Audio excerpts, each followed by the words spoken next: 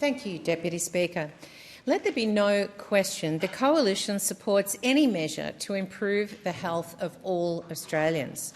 The intent of this bill is right. However, I question whether this bill does enough. In fact, I can see the measures resulting in perverse outcomes for our nation. Mandating new graphic warnings on packaging, including external warnings, banning packets of certain sizes, banning specified additives and other measures put forward by this bill are all well and good. However, what we don't want to see is an increase in black market sales. I fear these measures could cause that, on top of Labor's legislated 5% increase in tobacco excise per year for the next 3 years. We need to acknowledge that there is an unprecedented illegal market operating for tobacco and nicotine vapes around the country.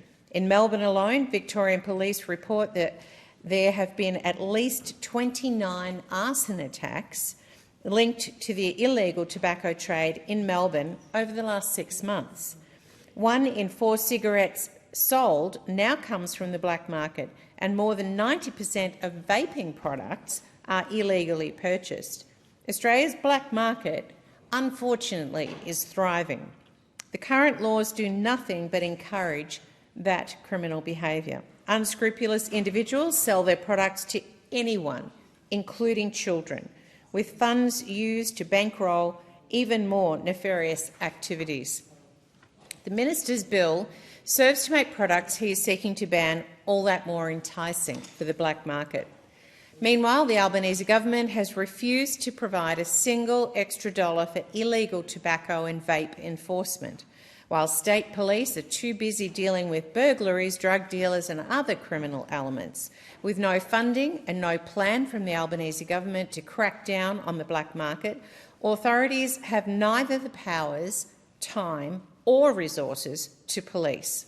Federally, through border control, and through the police at a state level, this huge and growing illegal market.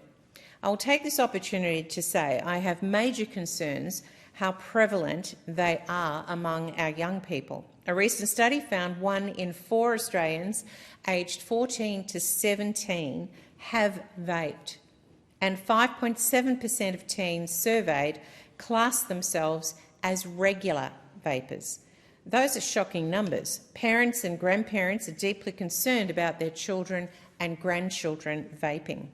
An estimated 90 million unregulated illegal Chinese vapes per year are flooding into Australia with no product standards, no packaging requirements and no safety standards, all readily available in local stores and online on the black market.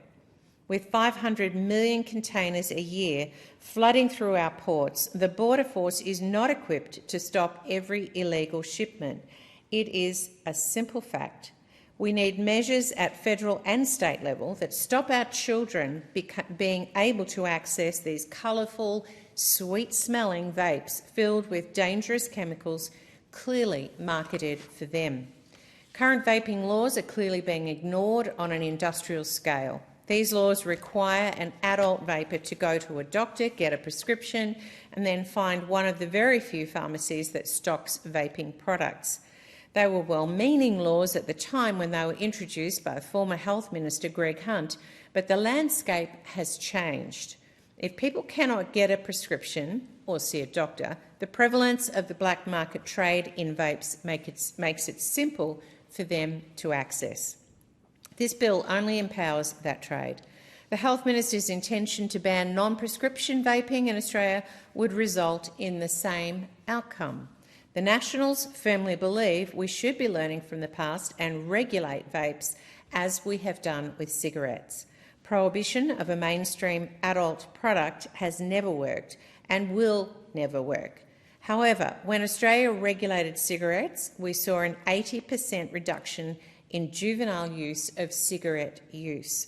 The outcome of regulating cigarettes gives a precedent for a path forward. Regulating the sale of vapes to adults will disincentivise the black market. Australia's regulatory model for cigarettes has been proven to work in protecting our children, and we must take the same pragmatic approach to regulate vapes. According to the RACGP, Australia is the only country in the world to restrict access to vaping products on a prescription-only basis. All other Western democracies regulate vaping products as a controlled adult consumer product. While the Health Minister may claim this tobacco bill is at the forefront of the global tobacco control, the reality is it is half-baked and does not go far enough. Aside from advertising and sponsorship bans on vaping products, which are welcomed, it does nothing to address Australia's rampant vaping crisis. The only way to fix that crisis is to extend this tobacco control bill to regulate vaping products in the same way as tobacco. Recently commissioned research by the Redbridge Group has found nearly 90% of Australians agree or strongly agree that regulated nicotine vaping products should be sold through licensed retail outlets, the same as alcohol and tobacco products. 68% of Australians see government regulation of nicotine vapes as poor or very poor. The Albanese Labor government must move the dial on that perception. One thing is for sure, this current bill will not do it. Without change, the Health Minister's tobacco bill will do nothing to fix Australia's rampant, unregulated vaping black market. On tobacco itself, we must acknowledge this serious social and economic problem too, even as we navigate a newer landscape with the prevalence of vapes. Estimates from FTI Consulting show almost a quarter of tobacco consumption in Australia through 2022 was illegal, resulting in a revenue loss of $4.2 billion. Imagine what that could fund. These figures highlight the critical need for the Albanese Labor government to implement policy measures to capture that lost revenue. Will this bill do that? It will not. In fact, it is more likely to drive up the illegal trade. That illegal trade has already been prevalent. Victoria has been a popular target for gangs to grow tobacco, allegedly at places like Nil in my electorate of Mallee, Broadford, the Goulburn Valley. In 2021, officers from the multi-agency Illicit Tobacco Task Force uncovered more than 40 hectares of the plant growing on properties either side of the Victoria-New South Wales border near Swan Hill, also in Mallee. The potential value of that haul was estimated at $84.3 million. Just last year in the Riverina, a New South Wales police operation led to a $42 million worth of illicit tobacco being found and destroyed. Never mind the importers, the crimes are also being committed right here on our shores. The roadmap to fix Australia's illegal tobacco crisis has already been written with bipartisan support through the Parliamentary Joint Committee on Law Enforcement inquiry into illicit tobacco. The PGCLE's report recommended Australia's rampant illegal tobacco market, with an organised criminal element driving it, become a law enforcement issue, not a policy area for the Department of Health. The report also recommended a national strategy on illegal tobacco, legislative reform and funding to support law enforcement agencies across the federal, state and territory governments to crack down on the organised criminal gangs flooding Australia with cheap illegal tobacco products. This inquiry was established by the former coalition government, with the government response published in November 2020. However, under the Albanese government, not a single recommendation has been progressed, despite 4 Labor MPs and senators participating in the inquiry endorsing the recommendations. Here we are, right now, in this chamber, still talking about the health issues rather than the enforcement issues. Former CEO of the Australian Criminal Intelligence Commission, Mike Phelan, said, as the cost of legal tobacco products continues to rise through frequent increases in excise, serious and organised crime groups are taking advantage of the opportunity to make more illicit profits. The Police Federation Australia President Scott Webber says Australia has actually taxed tobacco into making it illicit. This bill simply makes the black market a more viable option for those who want to sell their products. The minister needs to listen to his experts. I note this bill has been referred to the Senate Community Affairs Legislation Committee with a report due on November 22.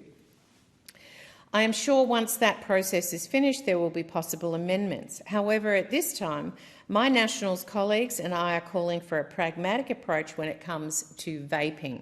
It is time to treat vapes just as we have been treating cigarettes so successfully. Vaping is a scourge on our youth, just like cigarettes are. Australia solved the latter through regulation, a method which we can repeat when it comes to vapes. Regulation will curtail the criminally run black market trade that is so rampant when it comes to vaping. It will also ease the burden on our health system, cutting down on the need for vaping users to clog up our general practice waiting rooms. From there, we can seek to fully address other health issues. I reiterate that the intent of this bill is right, but I caution the minister about unintended consequences and call on this parliament to have a serious discussion about a better way forward. Thank you.